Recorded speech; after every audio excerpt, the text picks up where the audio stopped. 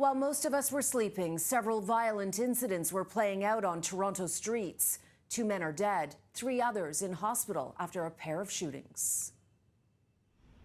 And Shauna Hunt is live in Etobicoke at the scene of a double murder. And Shauna, you've been following the investigations closely all day. Yes, Cynthia, and right now I can tell you that the police are not saying very much. They're still in the early stages of gathering evidence and trying to identify the suspects. But we have been hearing from residents, and they describe a barrage of bullets going off outside this apartment building around 4 o'clock this morning. And those who witnessed what happened next are still in shock. There was too many to count. It was like rapid fire. I don't even know what kind of gun that could possibly be, unless it was multiple. It had to be multiple guns. It was boom, like rapid fire. It was scary.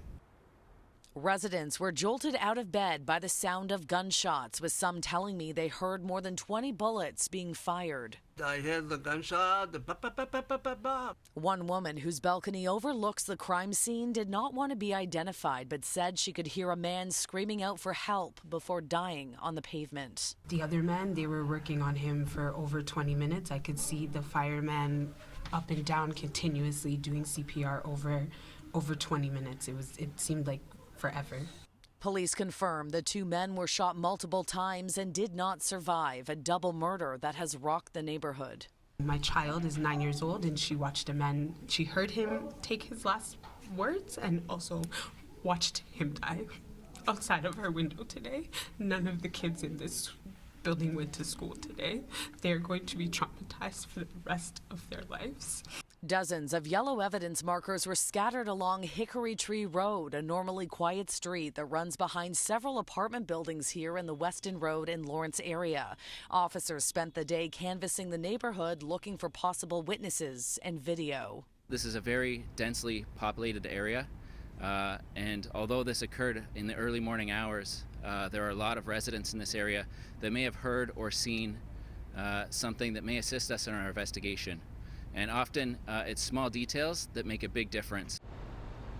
Police are also looking for suspects in a separate shooting overnight. It happened outside the Bisha Hotel on Blue Jays Way around 3 a.m. A man and woman were rushed to hospital and remain in stable condition, while a third victim walked themselves into an ER shortly after. At this point, police believe that shooting was targeted. There are at least 2 suspects that were on scene. They fled in an unknown direction, and we are asking members of the public for their assistance. Anybody in the area during that time that may have seen anything, captured anything on their dash cam video cameras, maybe with their cell phone cameras, to call us.